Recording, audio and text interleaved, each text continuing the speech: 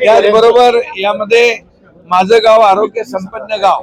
ही देखील हे अभियान सुरू आहे आणि त्यामध्ये मुलींसाठी गर्भाशय मुख कर्करोग प्रतिबंध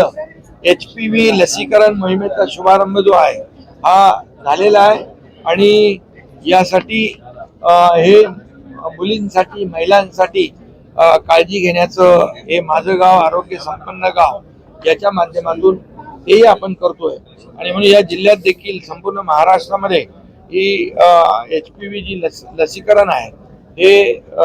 आपण दिल्यामुळे याला प्रतिबंध मिळेल, प्रतिबंध होईल आणि आजार होऊ नये किंवा त्याचं डायग्नोसिस तात्काळ झालं पाहिजे